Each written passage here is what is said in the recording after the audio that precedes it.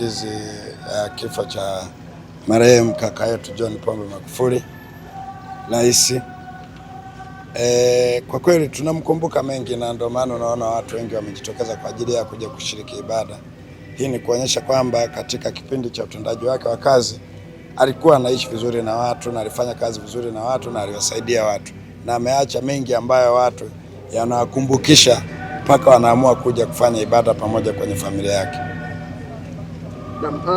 Mimi sio tu mtu niliyefanya naye kazi, mimi ni mtu ambaye amenigroom yeye kuniingiza kwenye siasa, na tunashukuru Mungu tumefanya kazi vizuri.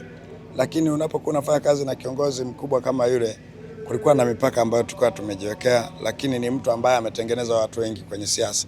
Lakini pia yeye ndo mwanzilishi hasa wa wilaya hii ya Chato, na yeye ndo mwanzilishi wa mkoa wetu wa Chato, na mimi ndo nilikuwa mwenyekiti wake wa kwanza, na mwenyekiti wangu wa mkoa tuliutengeneza hapa kwenye maeneo haya. Kwa hiyo kwa kweli ni mtu ambaye namkumbuka vizuri na tulifanya kazi vizuri sana.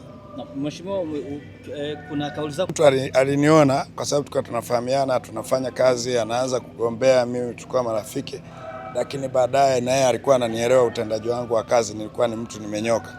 Alinifuata Tanga mwenyewe, akanifuata akanishawishi kuja kugombea ubunge wa jimbo la Geita, wakati ule Geita ikiwa moja, lakini mimi sikuwa tayari. Wakashirikiana sana na marehemu mama yangu, wakakubaliana na mimi, sikuwa na namna ya kukataa. Baadaye nikaanza na cheo cha diwani, lakini nikawa mwenyekiti wa halmashauri, nikawa mwenyekiti wa mkoa 2015. Wakati anaingia akaniambia sasa nahitaji tuingie wote kwenye ubunge.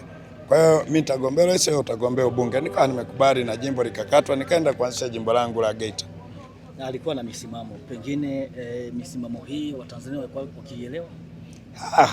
Na obvious kama watu hawaielewi hata kushiriki hapo wasingeelewa, lakini kwa sababu tulikuwa tunaelewa misimamo yake, akisema mbele ni mbele, hamna nyuma. Yeye kiukweli hakuwa na rafiki yake ni mzuri sana unapokuwa unafanya kazi vizuri, ukijichanganya tu kwenye kazi. Mimi mwenyewe nimechezea loka hapo kama mara 7 tukikwaruzana. Kwa hiyo ni mtu kwa kweli alikuwa na misimamo, hasa kwenye kazi zinazohusu maisha ya watu. Akishaona unasimamia vizuri kazi za watu na hadi sio muongo, sio mwizi. Kwa kweli alikuwa ni mtu anapenda watu sana marehemu Magufuli. Kuna makosa ambayo tulikuwa tunafanya kwa sababu na mimi nilikuwa nimeshakuwa mbunge.